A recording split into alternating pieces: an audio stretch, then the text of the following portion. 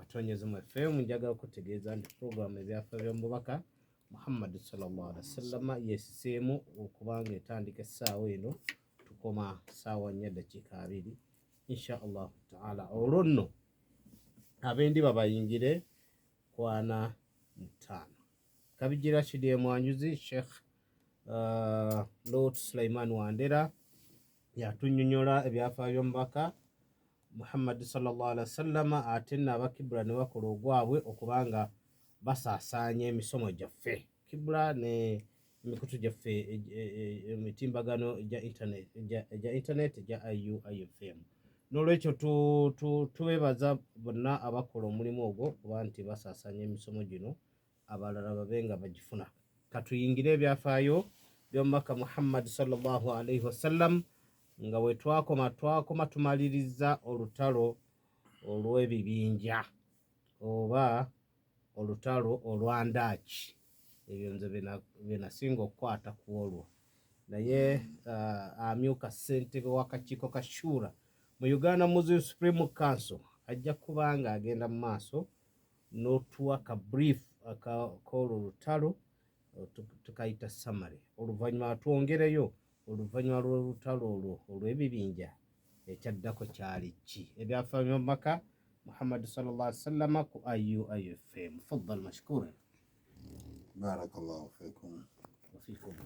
Alhamdulillah wassalatu wassalamu ala rasulillah sallallahu alaihi wasallam wa ala alihi wa sahbihi ajma'in, amma ba'd. Assalamu alaikum wa rahmatullahi wa barakatuh. Wa alaikum assalam wa rahmatullahi. Abawuliza abafu abalungi, katubanirize nate ku mpewo za 93 katonyezeemu IUFM mu porogaramu yaffe ebyafaayo by'obusiraamu, ebyafaayo bya Nabi Muhammad sallallahu alaihi wasallam. Tubeebaza okubeera nti buli kadde mubeera naffe, tubayozaayoza abalina ebirungi bye bafunye era nitubasaasira abalina ebizibu bye bafunye. Abafunye ebizibu saba Allah abamalire ebizibu byammwe, Amen. N'abafunye ebirungi saba Allah ayebateeremu baraka. Bassaluganda b'ebitiibwa,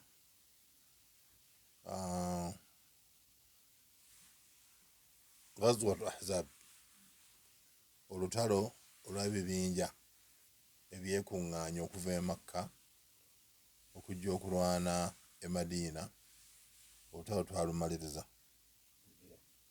okujjako nti zaalinga entalo 2 nga za kiseera kimu. Ghazwatul Ahzab oba Khandaq, olutalo olw'ebibinja ebyalumba Madiina, ate Ghazwatu Bani Quraidha, olutalo olw'okulwanyisa ba Banu Quraidha abaalya mu Nabbi sallallahu alaihi wasallam n'abasiraamu olukwe abaali munda mu Madiina, kubanga Nabbi yali yakamaliriza luno yakadda mu nyumba okuwummulamu n'okugjamu engoye ze ez'olutalo duru Jibuliru nakka n'amubuuza nti oli mu kuwummula? N'agamba tewakyali budde bwa kuwummula, inna Allaha ya'muruka an tasira ila Bani Quraidha, Allah wakulagira ofulume olumbe Banu Quraidha bavudde ku ndagaano bakuliddemu olukwe. Era Nabbi sallallahu alaihi wasallam n'ayita Bilal n'amugamba nti abantu bakoowoole obagambe nti Nabbi agambye man kana yuminu billahi wal yawmil akhir, omuntu akkiriza Allah n'olunaku lw'enkomerero, wala yusalliyanna al asra illa fi Bani Quraidha, tagezaako n'asaala essola ya alasiri okujjako ng'agisaalira mu Bani Quraidha. Era abasahaba niwankubadde nga baali bakooye, basooka koowa nga basima andaki, ne bakoowa nga tebeebaka, ne bakoowa obunyogovu bwali bungi, ne bakoowa okweraliikirira kwali kungi, naye lam ya'su minhum rasulallah, tewali yajemera mubaka. Kitegeeza ati ekigambo ky'omubaka sallallahu alaihi wasallam ku basahaba kyali faino. Nabbi kyayogera kakibeerenga okyagadde, kakibeerenga tokyagadde, olina kikola. Era kye tugamba abasiraamu essaawa eno nti kubasika b'abannabbi kubakulembeze abasikira nabi Muhammad sallallahu alayhi wasallam as-sam'u wat-ta'a tuyina kubawuliriza na kubagondera fima nuhibbu wa nakrah kyetuwulira nga twagala tubagondere kyetuwulira nga situwagala nakyo tubagondere eyo yenkola y'aba ahli sunna wal jamaa kubakulembeze baabwe tewaliwo nkola ya ahli sunna wal jamaa ega nti omukulembeze bwayogera tomuwuliriza bwayogera omujemera era bwe bato basahaba bwe bali bawangala ne nabi Muhammad sallallahu alayhi wasallam. Nyagadde okutegeeza abatuwuliriza nti entalo zombi zawangulwa. Ghazwatu al-Ahzab nabbi yagiwangula naye nga mu kugiwangula Allah jalla jalaaluhu yassa obuyambi okuva gyali. Yassa obuyambi Allah kenyini akiyita wa junudan lam tarawha n'amagye ge mutaasobola kulaba. Jukira nti mu ayira atugamba nti walillahi junudu samawati wal ard. Allah ayina amagye wonna mu ggulu ayina ne mu nsi. Kyonna kyonna Allah asobola okukifuula ejje. Nga bwe yafuula ensiri n'agifuula komando yagenda okulwanyisa Namurud nsiri yokka eyagamba abantu be nti ibnuli sarkhan la'alli attali'u ila munzimbire omuzimbo gudde waggulu ngulinye nsobola okulaba Katonda wa mwoyo gwe mwepanka naye naye Allah yamusindikira nsiri ba'udha nsiri nemuyingira mu kutu nemmalako emirembe ng'omutwe balina gwasa ensiri eveemu. Jukira nti waliwo operation mu biseera ebyo okujjako okuleeta ennyundo omutwe bagwase ensiri eveemu owulire emirembe naye ng'ate emirembe onoogiwulira wanga omutwe bagwasizza oba olina kufa. Kati abantu abaali mu Ahzab Allah jalla jalaaluhu yabasindikira empewo yali mpitirivu. Tents ze baali bataddewo empewo eyo n'ezikuulakuula zonna. Yes, ebibinja ebyali bizza okulumba. Allah ayina engeri gye yagera ebibye nti empewo eno bwe yajja okukunta ate yakunta bweru wa yakunta bweru wa Madina. Abaali munda eno tebaafuna kibuyaga oyo naye ate abaali wabweru naye tendisi zaabwe ne zivaawo. Empewo eyo n'ezikiza n'omuliro. Yazikiza omuliro ne wasigala nga tebalina kye boota. Empewo ebamalawo. Era bwe baagira ne basiba ebyabwe ne bagamba wanyiwawo ne basaako kakola londeka mabega ne badduka emisinde ne bagenda. Era nusura ya Allah jalla jalaaluhu bwetyo bwe yajja. Allah jalla jalaaluhu yabasaamu okutya amagye gaali mangi twaleesa too much. Amagye gaali mangi naye bonna baafuna okutya ne bayisibwa bubi ne bagenda. Allah jalla jalaaluhu n'ataasa umma ye. Era nabi Muhammad sallallahu alayhi wasallam bwe yamala n'ayogera ekigambo kyanyoza basahaba n'abagamba nti olutalo luno olw'olwaleero Ahzab lwe lutalo olukomye abantu okuva e Makka okutulumba wano. Tebajja kuddamu tulumba kati ffe abayina okusonga mbeere tulumbe. Basahaba wonna ne bamanya kati nga buli lutalo balina kufuluma tebajja kulwanira mu Madina munda. Bo be banaafulumanga bwe banaawuliranga awali omulabe. Era kiraga bulazi nti bwe baamanya nti Banu Qurayza baavudde ku ndagaano baatambula ne babalumba ne babasaanyaawo ne bawamba bakyala baabwe n'ettaka ne lisigala. Abo nabo ne bavaawo. Okuvaawo kwa Banu Qurayza mu Madiina kyali kitegeeza nti obulabe obw'Abayudaaya buvuddewo. Bakati omulabe abadde akulwanyisa nga wa munda abeera mubi nnyo. Kati bw'obanga omulabe ow'omunda omuwonye n'afuluma n'agenda wabweru obeera owonye kinene nnyo kubanga bw'abeera wabweru obeera ojja kusobola okumulwanyisa bulungi naye bw'abeera munda aba agenda kubeera muzibu wa kulwanyisa. So kati okuvaako kubanga Banu Kainuka be baasooka okufuluma. Banu Nadhir nabo ne babafulumya bagenda e Khaybar. Banu Qurayza ate bo mwana wattu baabalamulako nti abasajja bonna battibwe, era ogwo omulimu basahaba ne bagukola, ne babatta ne balekawo abakyala. Kati abo abaawona ne badduka nabo be baagenda nga beegatta ku bannaabwe. Kwe kubeera nga Madiina yamala nebanga Abayudaaya bavuddemu, kubanga Abayudaaya gurupusi zonna essatu engeri gye bali nti bava nnyo ku ndagaano. Omuyudaaya teyeesigika, bava nnyo ku ndagaano. Akati olw'okuva ku ndagaano bwe batyo bwe baafuna jazaa'uhum. Nabbi sallallahu alayhi wasallam olutalo bwe lumala okuggwa, ekisooka nti abantu b'e Makka nabo baawulira nga bakoowu, kubanga entalo ze babeera bazze okulumba zibaamu loosi. Kati olutalo bazze balutaddemu ssente, balutaddemu obudde, balutaddemu obulamu, naye bazze tewali kibaddewo. Baddayo nga balaba obudde babwonoonye. Akati okuddamu opange omuntu ayonoonye obudde kiba kizibu.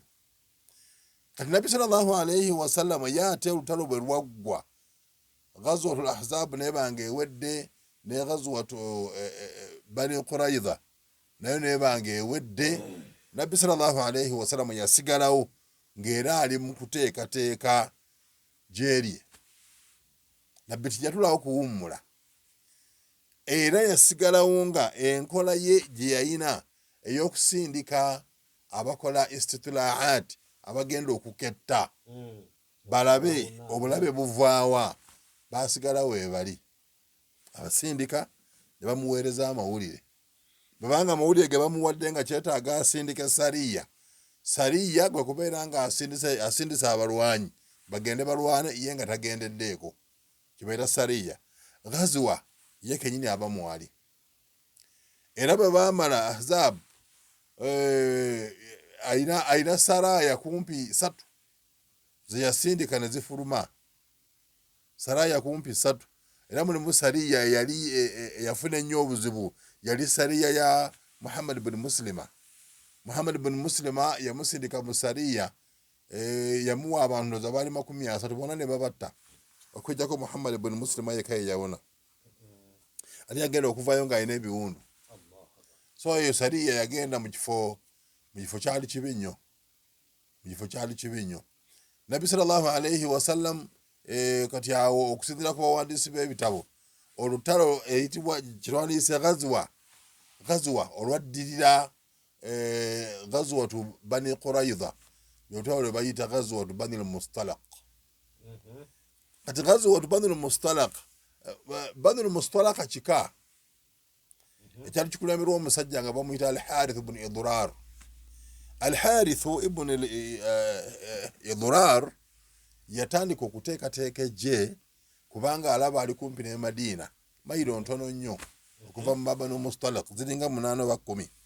Nakati abaffe katuteeketeeke fe tubalumbe tubasobola. Yali mucyoyo Muwarabu afiteeketeeke tujja musobola, kika kya Bani al-Mustalaq. Kati Nabbi sallallahu alayhi wasallam naafuna eggulire n'agamba nti Bani al-Mustalaq beeteekateeka.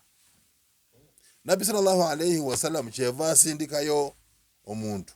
Bw'asindikayo omuntu n'agenda ayogera n'omukulembeze w'ekika gwe bali bayita Al-Harith mutabanyi wa Idrar, n'ayogera naye.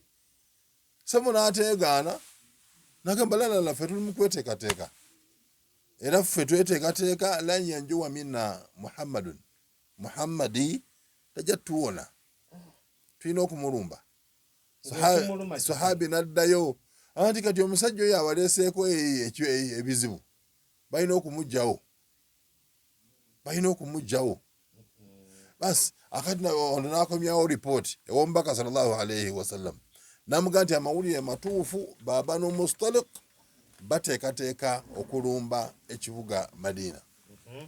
Era bw'amala okufuna eggulire, Nabbi n'alikakasa, Nabbi n'ateekateeka abagenda okulwana. Bw'ateekateeka abantu abagenda okulwana ne batambula nga naye kennyini kwali. Era ku bantu be yagenda nabo, Abubakar Siddiq yaliko, ne Ali ibn Abi Talib yaliko, ne Umar ibn al-Khattab yaliko, ne n'abalala baaliko ne bagenda era bwe batuuka akaalo baakalumba. Bwe balumba akaalo Banu Mustalaka newankubadde nga baali balaga nga abeetegese naye bagenda okutuukayo nga tebalina bye beetegese ne badduka buddusi abo ne balinnya ensozi ne babeera eyo. Nabbi sallallahu alayhi wasallam okulwana kwaliwo okutonotono muba saidi y'obusiraamu tewali yattibwa okujjako kigambibwa nti waliwo omusiraamu omwe yattibwa naye nga ate yamutta yali musiraamu munne mu butanwa. Yali musiraamu munne mu butanwa naye nga wali benyini Banu Mustalaka tebalina access ku basahaba era ne bawamba ebintu byabwe, omwali eŋŋamiya, omwali embuzi, omwali ebisolo mu kutwaliza awamu n'abakyala. Era mu lutalo olwo olw'aba Banu Mustalaka Nabbi sallallahu alayhi wasallam mwafunira maama waffe gwe bayita Juwayriya radiyallahu anha. Yali Juwayriya muwala wa Harith jjukira ye mukulembeze w'ekika. Kati bagenda okuwamba Juwayriya naye ne bamuleeta bantu be bawambye. Ate baali bamugabanye nga waliwo anti kati abakyala baabagabananga. Kati bwe bagabana maama waffe Juwayriya oli kyeva ajjewo omubaka sallallahu alayhi wasallam namugamba nti waliwo mu bawala mu bakyala be tuwambye mubaddemu omuwala Juwayriya, mulimu omuwala oli w'amaanyi. Nze mbadde ngamba nti nabbi basooke bamukuleetere omulabeko, nagenda abaleete mumulabeko. Ne baleeta Juwayriya muwala wa Harith, bagenda okumuleeta. Allahu akbar, bagiyita mbooko ennaku zino. Bagenda ogireeta nga mbooko, era bwe bagireeta nga mbooko Nabbi Muhammad sallallahu alayhi wasallam n'agamba yali alonze Juwayriya n'agata ono mumutwala agenda alondeyo omulala, ono mumuleke wano. Era Juwayriya maama waffe muwala wa Harithi bw'atyo bw'afumbirwa Nabbi Muhammad sallallahu alayhi wasallam. Naye nga yali omu ku bawambe be baali bawambye mu ghazwatu Bani Mustalaka. Era olwa Juwayriya ono okufumbirwa Nabbi sallallahu alayhi wasallam n'abawambe be baali bawambye bama ne babata bakati baali bafuuse bako ne babata bakati mufuuse bako ba Nabbi sallallahu alayhi wasallam akati mugende tubatadde. Era Juwayriya bintu al-Harith maama waffe radiyallahu anha Nabbi amufuna mu lutalo olwo ghazwatu Bani Mustalaka naye nga baali bateekateeka kulumba.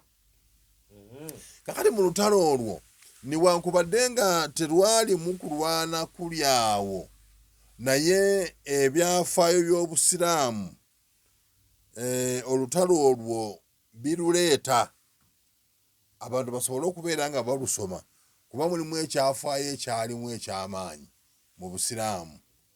Mwalimu ekyafaayo kye bayita hadithatul ifki, ekyafaayo ekyalimu ebyobuwemu, ekyalimu okuteebereza nti maama waffe Aisha ayenze.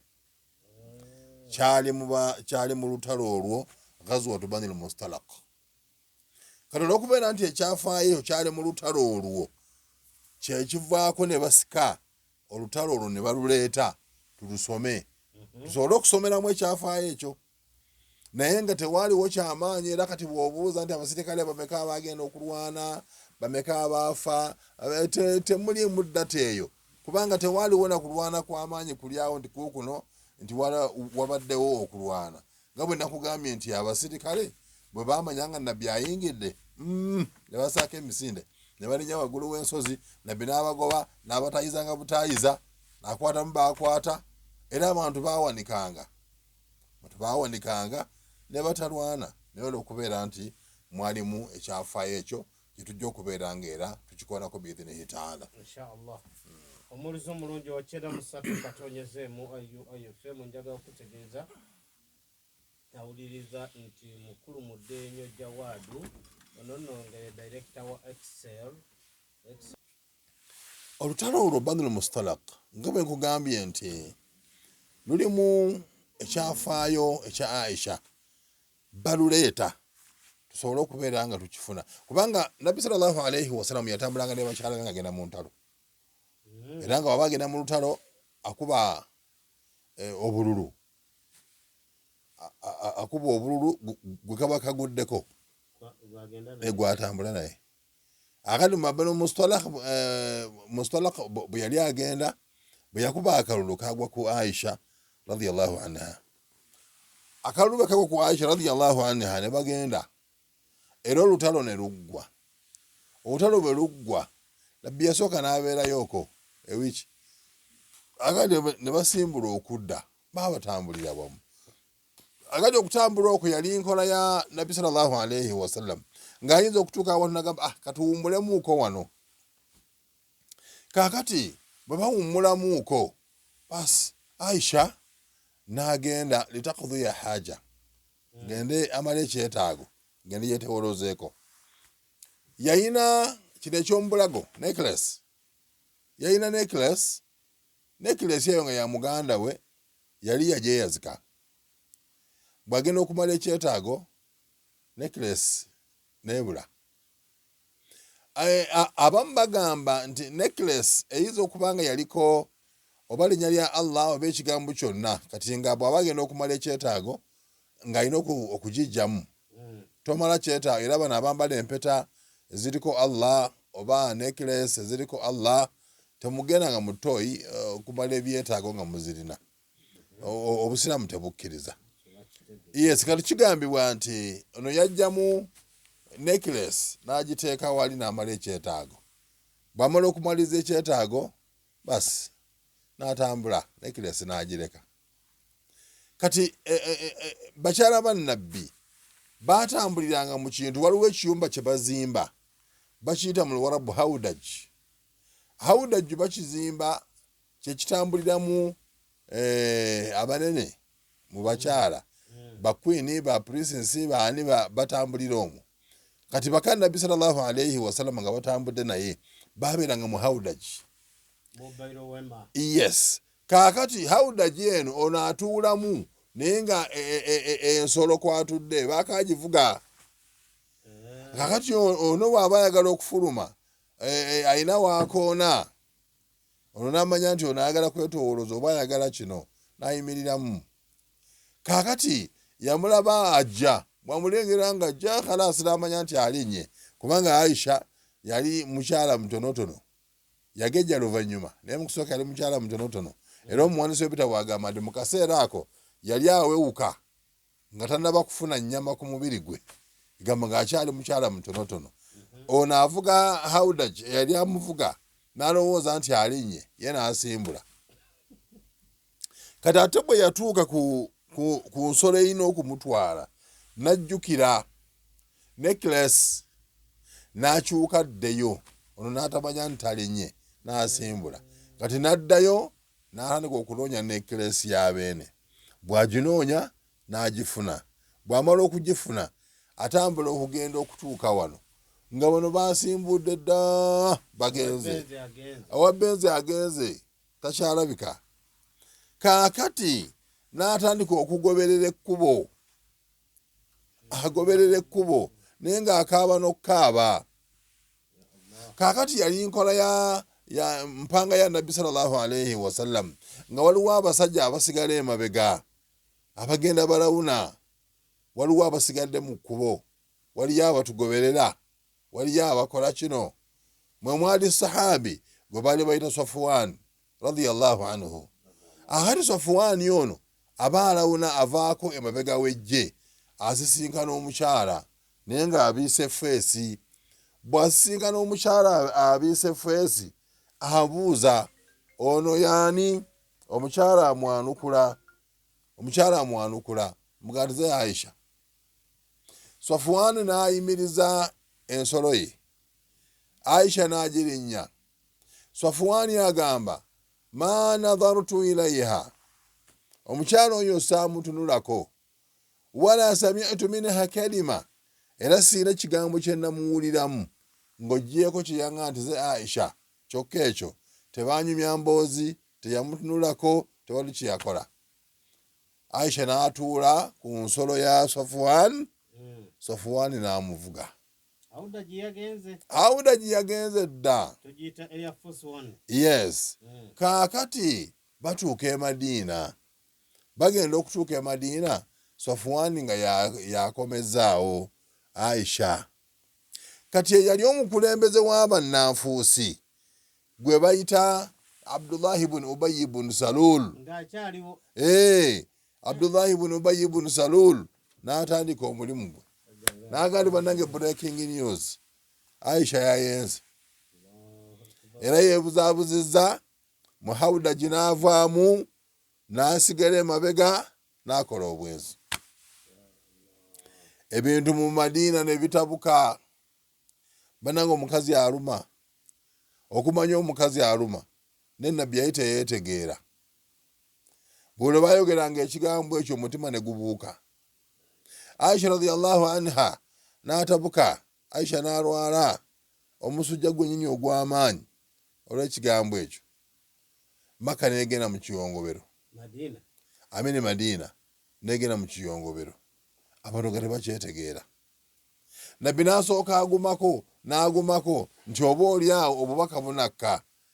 Bw'omunnyonnyola ekyokukola naye ng'obubaka tebuliiyo. Era bwe yamala agamba Aisha nti ekiriwo kigamba nti wakoze ensobi. Naye bw'obanga wakoze ensobi, istaghfiri li rabbiki, weetonde eri Katonda wo. Innahu ghafurur rahim, musonyi era musaasizi. Weetonde. Naye bw'obanga tewakikoze, inna Allaha azza wa jalla yubri'uki, Allah agenda kutaasa akuwonye alage nti oli innocent. Aisha n'asigala nga ali awo teyeetegeera. Abakazi bagendangayo n'amugamba munnange guma. Abamu ne bagendayo bagamba nti tewandikoze ekyo. Akati nga bw'olaba nti bw'obanga ofunye obuzibu obwo, buli omu yenna abeera akukyomera first lady n'akumalako n'emirembe. Kaakati ne tujja tuba n'abantu abaali balinga abaagala okwongera okukumamu omuliro. Omwali omusajja gwe baali bayita Hassan ibn Thabit radiyallahu anhu. Hassan. Omusajja owookubiri baali bamuyita Mistahu nga naye alinga akikumamu omuliro. Owookusatu yali mukyala baali bamuyita Hamna. Abantu bano bonna baali basiraamu balungi, baali basahabiyat, tekwaliko munnanfuusi. Naye nga balinga abakakasa nti Safwani ono ne Aisha balina okuba nga balina kye baakoze. Munnange ebintu ne bitabuka. Nabbi sallallahu alayhi wasallam n'agenda yeebuuza ku bantu. Kaakati mu bantu byasookerako okwebuuzaako mwe mwali Ali ibn Abi Talib radiyallahu anhu. Bw'agenda okwebuuza ku Ali ibn Abi Talib, Ali n'amugamba nti omukyala oyo mute agende. Teyakoma awo, n'agenda yeebuuza ku Usaama mutabani wa Zaid. Bwe yeebuuza ku Usaama n'amugamba nti omukyala musigaze, eby'abantu biveeko. Kati Nabbi n'asigala nga ali awo. Kati Aisha asaba Nabbi sallallahu alayhi wasallam, amugamba nkusaba onzikirize ŋŋendeko ewaffe mpangaleko n'ekitange n'emmange. Nabbi n'amukkiriza n'amugamba genda. Ewa Nabbi n'avaawo n'agenda ewa Abubakar Siddiq radiyallahu anhu. Maama we n'agamba bw'obanga wakoze ensobi weetonde. Bw'obanga tewakoze ensobi, inna Allaha mubri'uki, Allah agenda kulaga nti oli very innocent. Omukyalo oyo n'abeerawo ng'akuumye. Kubanga Nabbi yali amugambye sallallahu alayhi wasallam nti singa obeera nga tolina nsobi yonna, fasabrun jamil wallahu almusta'an, obugumiikiriza bulungi, Allah goba weesigamira. So Madiina neetabuka olw'ekyafaayo ekyo. Baba bali awo Allah jalla jalaaluhu ng'asizza aya nti omuntu oyo eyazze n'ekyobuwemu ng'awaayiriza Aisha, la tahsabuhu sharran lakum bal huwa khairun lakum, temulowooza nti ekyo kibi gye muli, wabula kirungi gye muli. naye omuntu oyo eyazze nakyo Abdullah ibn Ubay ibn Salul Allah agenda mubonereza. Kakati aya ey'obwekka abantu ne basanyuka. Nabbi sallallahu alayhi wasallam alinnya ekituuti agisomye, abantu bagenze wa Aisha okumuyozaayoza nti amunange ebintu biteredde. Maama wamugamba nti okuva aya lwesse ekwejjeereza emisango, genda ew'omubaka omwebaze. Aisha amugamba sijja kugenda wa mubaka kumwebaza, wabula ngenda kwebaza Allah, kubanga Allah yalaze nti am very innocent. Akati ebigambo ebyo ne bikomaawo, naye nga mu kukomaawo bwe wamala okubeerawo hadith eyo, aya ey'ekibonerezo eky'okutemerera, walladhina yarmuna almuhsanat, abatemerera abakyala abeekuuma nti benze, thumma lam ya'tu bi arba'ati shuhada, bwe bamala ne bataleeta bajulizi bana, fajliduhum 80, bakubbe ekibooko 80. Aya eyo bwemala okukka ne baleeta abasajja bange bali, ne baleeta Hassan ne Mistah ne bamuleeta ne Hamna ku ttaka 80. Ate oli nanyini kulutandika Umaru n'asaba amuggyeko omutwe.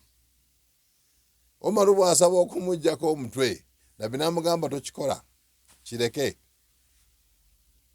Kakati oluvannyuma Nabbi agamba Umaru nti oyo ye olwedde aya yali emaze okulaga ekibonerezo kye, kubanga Allah yaga nti lahu adhabun wa lahum adhabun adhim, balina ekibonerezo nga kiyitirivu kiruma.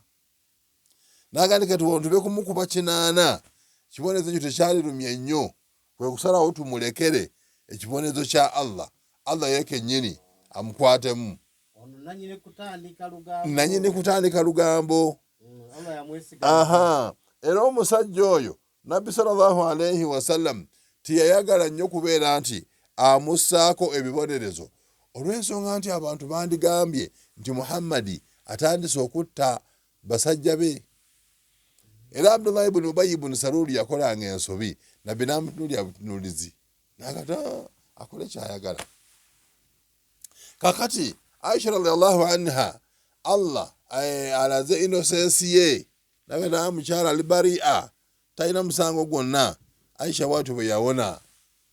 Naye nga Nabbi sallallahu alayhi wasallam okusinziira ku bawandiisi b'ebitabo bagamba newankubadde nga ebintu bino byonna byaliwo, naye Nabbi yali munywevu, kubanga one yali amanyi nti baka Nabbi Allah alina engeri gy'abakuumamu, nabo bennyini tebatera kukola nsobi.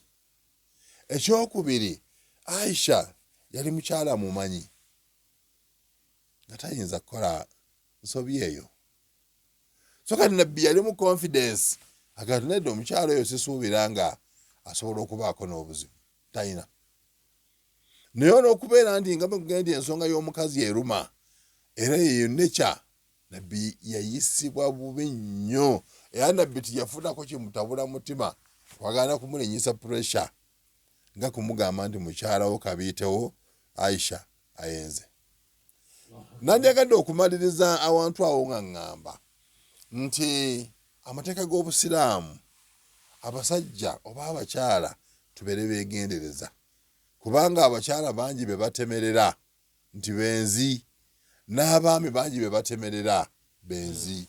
Oli abeera ku kyalo nga yamanyi ani ayenda, ani mukyala mwenzi, ani malaaya, ova mu bwenzi. Musajja wattu kati nga nze ndi ku radio, ogenda okuddayo waka nti ovaawo esaawa eno, naye nze kati good enough nti bennyina bamanyi nti ndi seeka, bamanyi nti sitera kubeera mu makuuli, tewaliwo asobola kundeekaanira. Naye kati amaka mangi gabaamu okuleekaana, ova mu bwenzi, ddayo mu bwenzi, ddayo mu kino. Buli lw'ogamba omuntu nti oyenze, olina okuleeta obujulizi, bw'abajulizi 4 abalabyeko omuntu oyo ng'ayenda. Singa obanga obujulizi bw'abantu 4 tobuleese, mu mateeka g'Obusiraamu ofuna kibooko 80. niwankubadde nga banaaba tebakubye ekibooko 8 era ogenda kutambula ng'olina ekinaana kyo yawuma alqiyama ogenda gifuna. Yensonga lwaki shariya ebeerawo ekuuma ekitiibwa ky'omuntu. Nolwekyo abalina omuze ogwo oguwaayiriza abalala nti benze bagukomye kubanga mubi. Era ennamula y'emu yeeyo omwami kwe kujja n'akwata abaana n'abatwala okubakebeza DNA. Kubanga buli lw'obakwata okubatwala okubakebeza DNA obeera otegeeza nti omukyala yayenda n'azaala abaana ewuwo nga si babo. Kitegeeza nti bw'ofuna results nti abaana si babo, akati awo olina okuleeta abajulizi bana abalaga nti omukyala yayenda. Era bw'oba tobaleese ku ttaka ng'ogaba n'ekinaana. Naye wano w'otwalidde abaana obbakebeza nga muli nti omukyala ayinza okuba nga yafuluma. Kyekiba kitegeeza kwe kumuteebereza okwo. Yes, oba omuteebereza nti yayenda, oba omuteebereza nti yayenda. Kati obusiraamu bwagala muwangaale bulungi, ensonga lwaki bukugamba nti omukyala kasita n'abanga alina nika n'omuteeka mu makaago bonna bazadde babo, nibwo osangamu ow'ennyindo ennene nga gwolina akayinda akatono. Oyinza okubeera nga jjajja wa jjajjaawo naye yalina ennyindo ng'eringa ebbinika. Kati awo olina gguma, olina gguma. Abaana bonna kati yawuma alqiyama Allah n'agenda okulaga nti omukyalo ono yayenda, dani okutabula emirembe egiba giriwo DNA naye Mungu alusaasidde. Abantu bagenze tubasomesa mpola mpola bagenda bavaamu obusigiri, yadde nga aboonoona ssente basigala weebali nga ne ssente bakyazoonoona. Nolwekyo olwaleero mu Banul Mustaliq, Ghazwat Banul Mustaliq tukonyeeyo okwo kubanga terwali lutalo nti lugazi wabula lwalimu ekyafaayo ekya nabbi okuwasa maama waffe Juwayriya mwana wa Harith, then nembeeramu nakino ekyo kye baawaayiriza Aisha nti ayenze. Okujjako mpozi ekyalimu ekirala, Abdullah ibn Ubay ibn Salul ne mutabanyi we nabo baatabukawo katabazanye firimu. Abdullah ibn Ubay ibn Salul omunaafuusi oyo bwe yali mu Banu Mustaliq yamaana agamba nti bannange la in raja'na ila al-Madina, bwe tunaabanga tuzeeyo e Madina la yakhrujanna al-a'azzu minhu al-adhall, ab'ekitiibwa tugenda kufulumya abanyoomuufu bano ba Muhammadi, tugenda bafulumyamu. Kakati bw'agamba nti bw'atuuka e Madina bagenda kufulumyamu nabbi, mutabanyi we n'amugamba nti olimba. Era mu bantu abaakulembera mu maaso mutabanyi we gwe bali bayita Abdullah, bali bamuyita Abdullah ibn Ubay ibn Salul, y'omu ku baasooka e Madina n'ajjayo ekitala. Taata we bwe yajja n'amugaana okuyingira Madina kubanga Madina yalina madkhal.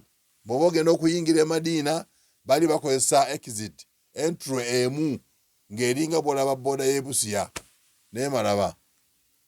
Namugamba nti tojja kuyingira mu Madina hatta ya'dhana Rasulullah, mpaka nabbi lw'anaatuwa olukusa nti oyingire e Madina.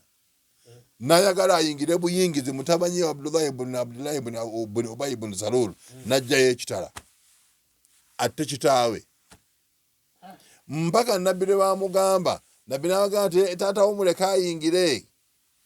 N'akamugamba nti yingira, nabbi akkiriza okuyingira. Naga njagala okutegeeza nti wano bwe tubeera e Madina Muhammad a'azzuna, yatusinga ekitiibwa so si ggwe munaafiq. So kitegeeza nti abantu bayagala obusiraamu nga babuwagala lillah nga tebabuyingiza mu byamawanga. Abantu bayagala obusiraamu nga babuwagala ku lwa Allah, oli ebisigadde bijja luvannyuma, naye nga Islam de priority. Buli kimu bakiwanga busiraamu. Wa barakallahu fikum. Wafikum barakallahu. Omuntu omulungi w'ekyenda mu ssatu katonyezemu IUFM. Tugamba tweyongera okutegeeza nti puroguramu yaffe n'amabooleze nga bwe twagambye twafunyemuko enkyukakyuka.